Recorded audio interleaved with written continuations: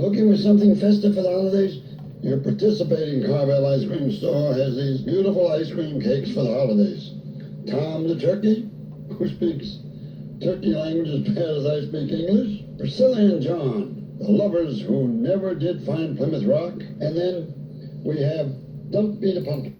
How many of you remember that voice that aired on television commercials in the East Coast, and used to hear it in the Washington, D.C. area for our Carvel ice cream? That was the man that founded Carvel ice cream, Tom Carvel. Was born in 1906 in Athens, Greece, and immigrated to the United States at a young age. Began selling ice cream out of his truck in 1929. Memorial Day weekend, 1934, he had a flat tire, so he pulled into a parking lot next to a pottery store and began selling his melting ice cream to vacationers who were driving by. The store let him use electricity from the store, and he opened his parked truck for ice cream sales. Within 2 days, he sold his entire supply of ice cream and concluded that he could increase his profits by working from a fixed location. In 1936, he purchased a pottery store, converted into a roadside ice cream stand, and permanently established Carvel as the first retailer to develop and market soft ice cream. Same year, he established the Carvel brand corporation. Developed his new refrigeration machines and sold his designs. After World War II, began to franchise his ice cream stores. I do remember Carvel commercials for Carvel. The first Carvel ice cream commercials I ever saw were advertisements for buying a Carvel franchise, running your own store.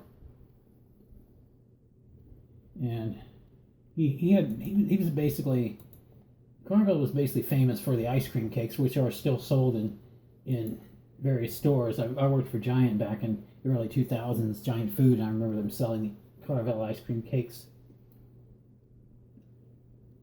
1989 is Tom Carvel was getting older and sold the corporation to InvestCorp for $80 million. 1991, it moved its headquarters from Farmington, Connecticut. December 11, 2001, Rourke Capital Group, a private equity firm, purchased controlling interest in Carvel Corporation from InvestCorp.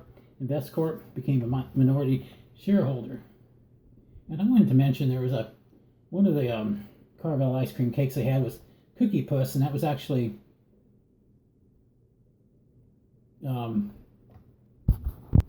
the cake Cookie Puss was voiced by Howard Stern,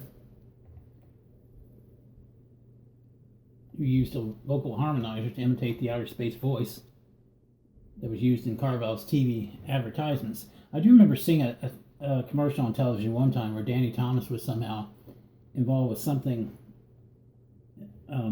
related to Carvel ice cream. Might have had something to do with donating to maybe underprivileged children or something, where you heard the voices of Danny Thomas and Thomas Carvel. 1955, he started doing his own commercials, and one day he was driving in New York City and heard a commercial for a new Carvel store that didn't mention location. Convinced he could do better, he drove to the radio station, did the next commercial himself. 1955 onwards, he recorded nearly all of the chain's advertising, eventually maintaining an in-house production studio at the headquarters offices and becoming something of a regular celebrity, regional celebrity. So yeah, that voice was definitely distinctive for sure.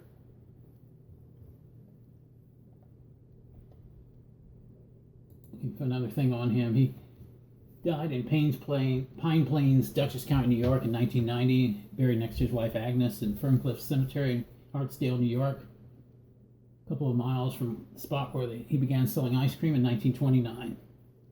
That's basically what I was able to get on history of Carvel ice cream, and yes, that voice, definitely a voice to remember. How do you like these special molded gift cakes for the holidays? At your participating Carvel ice cream store, thank you and have a happy holiday. Like, subscribe, share. As always, thanks for watching.